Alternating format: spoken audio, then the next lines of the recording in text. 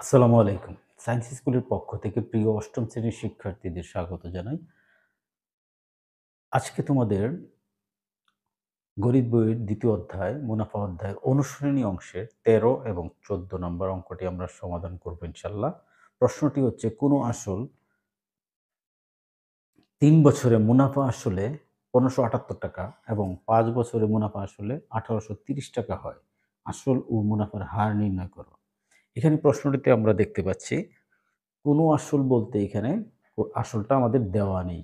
তবে ৩ বছর পরে সেটা মুনাফা আসলে ৳১৫৭৮ হবে। তাহলে একই আসল ৫ বছর পরে কি হবে?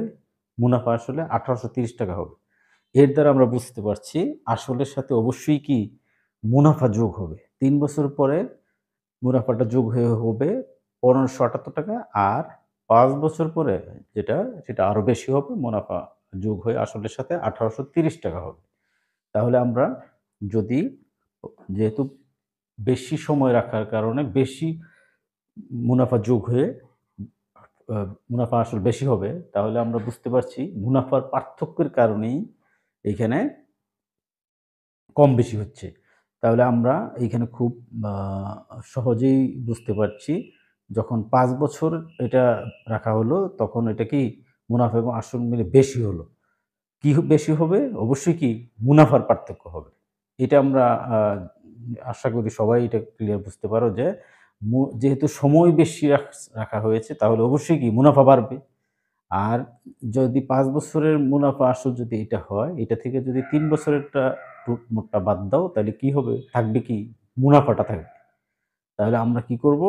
লিখব আসল প্লাস ৫ বছরের মুনাফা কত? ৳১৮৩০। আসল প্লাস ৩ বছরের মুনাফা কত হবে? ৳১৫৭৮। আমরা এই যে লাইন ২ টা লিখলাম, এটার কারণ কি? কারণ আসল উভয় ক্ষেত্রে একই। শুধু কি মুনাফার পার্থক্য। আমরা এই কারণে লিখতে পারি, এবং মুনাফা আসল কি হয়? আসল প্লাস মুনাফা মিলেই আসল হয়। মুনাফা আসল হয়। এই কারণে আমরা লিখলাম আসল প্লাস ৫ বছরের মুনাফা ৳১৮৩০, আসল প্লাস ৩ বছরের মুনাফা ৳১৫৭৮। এখানে যদি বিয়োগ করি তাহলে কি থাকবে? পার্থক্যটা কি থাকবে?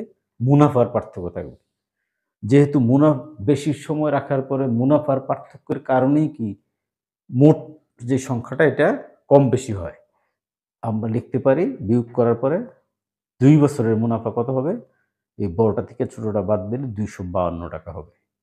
যেহেতু ২ বছরের মুনাফা আমরা পেয়েছি, এখন আমরা ১ বছর অথবা ৩ বছর অথবা ৫ বছরের মুনাফা বের করতে পারবো। আমাদের দরকার কি ৩ বছরের মুনাফা বের করা, অথবা ৫ বছরের মুনাফা কত ওইটা বের করব। আমরা কি করব? ৩ বছরেরটা বের করব। তাহলে এখান থেকে আমরা অতএব ১ বছরের মুনাফা এত, অতএব ৩ বছরের মুনাফা এইটা হবে। এখানে হিসাবটা করলে কত আসবে? ৳৩৭৮। তাহলে ৩ বছরের মুনাফা আমরা কত পেলাম? ৳৩৭৮। এখন যেহেতু ৩ বছরের মুনাফা, শুধু মুনাফাটা পেলাম ৳৩৭৮। যদি ৩ বছরের যে মুনাফা আসলটা আছে, এইটা থেকে যদি আমরা শুধু মুনাফাটা বাদ দেই, তাহলে কি থাকবে? আসলটা। তাহলে আমাদের প্রথম প্রশ্নটাই হচ্ছে কি? আসল কত? তাহলে এখান থেকে আমরা লিখতে পারি অতএব আসল সমান, সমান ১৫৭৮ বিয়োগ ৩৭৮। কত থাকবে? ৳১২০০। এটা হচ্ছে কি? আসল। তাহলে একটা উত্তর আমরা পেয়ে গেলাম। এখন ২য় যে প্রশ্নটি, সেটি কি? মুনাফার হার নির্ণয় করো। আমরা লিখতে পারি এখানে আসল P সমান, যেটা আমরা পেলাম ৳১২০০, আর মুনাফা বের করেছি আমরা ৳৩৭৮। সময় ৩ বছরের ক্ষেত্রে আমরা এই ফলাফলটা বের করেছি। তাহলে সময়টা লিখব কত? ৩ বছর। আর বের করতে হবে মুনাফার হার। আম তাহলে আমরা লিখতে পারি, আমরা জানি I সমান, সমান TRN। যেহেতু R এর মানটা বের করব, আমরা সাইডটা চেঞ্জ করে নেব। PRN এদিকে আসবে, I টা ওই পাশে চলে যাবে। এখন ৮ টা যদি এই পাশে রাখি, বাকি ২ টা ওই পাশে ভাগ আকারে যাবে। এইভাবে আসবে। এখন এখানে আমরা কি করব? মান বসাবো। মান বসালে এখানে I এর জায়গায় কি হবে? ৩৭৮, P হচ্ছে ১২০০ আর N হচ্ছে ৩। এই হিসাবটা করলে আসবে ০.১০৫। এখন যেহেতু এটা মুনাফার হার বের করতে হবে, ফলটা এটাকে শতকরায় নিতে হবে। এখন ১০০ দিয়ে গুণ দিলে এটা শতকরায় চলে যাবে। উত্তরটা হবে কত? 10.৫%। ১০.৫০% অর্থাৎ 10.৫%। তাহলে আমাদের উত্তর দ্বিতীয় উত্তরটা হবে অতএব মুনাফার হার 10.৫%। ১৪ নং প্রশ্নটি হচ্ছে বার্ষিক ১০% মুনাফায় ৳৩,০০০ এবং ৮% মুনাফায় ৳২,০০০ বিনিয়োগ করলে মোট মূলধনের উপর গড়ে শতকরা কত টাকা হারে মুনাফা পাওয়া যাবে? এইখানে কয়েকটি ধাপে এইখানে যেই যে জিনিসগুলি দেওয়া হয়েছে সেটা আমরা যদি ভাগ করে দেখি, ১ম ক্ষেত্রে হচ্ছে বার্ষিক ১০% মুনাফায় ৳৩,০০০। যদি এই পর্যন্ত চিন্তা করি তাহলে কি হবে? এখানে আমরা বুঝতে পারছি ৳৩,০০০ হচ্ছে আসল P, আর মুনাফার হার হচ্ছে ১০% অর্থাৎ ৳১০০ য় ৳১০। আর বার্ষিক, এখানে সময়টা কি বার্ষিক লিখছে। বার্ষিক মানে কত বছর পরে কত বছর রাখা হবে এরকম উল্লেখ করে নাই। তার মানে আমরা মুনাফার হারের ক্ষেত্রে আমরা জানি যে মুনাফার হারটা দেওয়া হয় এটা কি ৳১০০ র ১ বছরের হিসাবের জন্য দেওয়া হয়। তাহলে এখানে যেহেতু সময় ২, ৩, ৫ বছর বা এত বছর দেওয়া নাই, আমরা এটা এই সময়টা কত নিব এখান থেকে? ১ বছর। তাহলে ১ম ক্ষেত্রে আমরা দেখতে পাচ্ছি ৳১০০ র ১ বছরের মুনাফা কত? ৳১০। এই হিসাবে ৳৩,০০০ বিনিয়োগ করলে আমরা খুব সহজেই আমরা মুনাফা বের করতে পারব। দ্বিতীয় ক্ষেত্রে একইভাবে ৮% মুনাফা, বিনিয়োগ কত? ৳২,০০০। এখন বিনিয়োগ যদি চিন্তা করো বিনিয়োগ বিষয়টা কি? বিনিয়োগ হচ্ছে যেই টাকাটা তোমার কাছে আছে ওইটা তুমি আ কোনো জায়গায় খাটাইলা অথবা ব্যাংকে রাখলা। যেটা তোমার কাছে মূল টাকাটা আসল। এটা ব্যবসায়িক ক্ষেত্রে যখন টাকাটা খাটানো হয় এটাকে বিনিয়োগ বলা হয়। তাহলে এই প্রশ্নটি হচ্ছে যেটা মা ফাই মূল প্রশ্নটি হচ্ছে মোট মূলধনের উপর এই যে ২ টা মূলধন, এই ২ টা গড়ে শতকরা কত টাকা হারে মুনাফা পাওয়া যাবে? গড়ে শতকরা কত টাকা হারে এই কথাটার অর্থ হচ্ছে মুনাফার হার। প্রশ্নের মধ্যে সরাসরি মুনাফার হার লেখা থাকতে পারে অথবা এভাবে লেখা থাকতে পারে শতকরা কত টাকা হারে। এটার মানে হচ্ছে মুনাফার হার। প্রতি ৳১০০ য় তোমাকে কত দিবে? আমরা বুঝলাম যে মূল প্রশ্নটি সেটি কি এই মোট মূলধনের উপরে।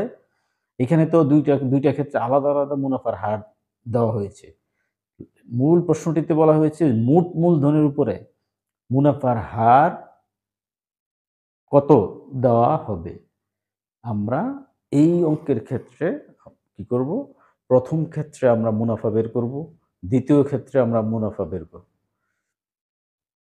এরপরে আমরা বাকি কাজটা করব। তাহলে ১ম ক্ষেত্রে আমরা লিখতে পারি মুনাফার হার আর সমান কত? ১০%। ১০০ ভাগের ১০ এটা ভাগ দিলে আসবে ০.১০। আসল এখানে কত আছে? ১ম ক্ষেত্রে P সমান ৳৩,০০০।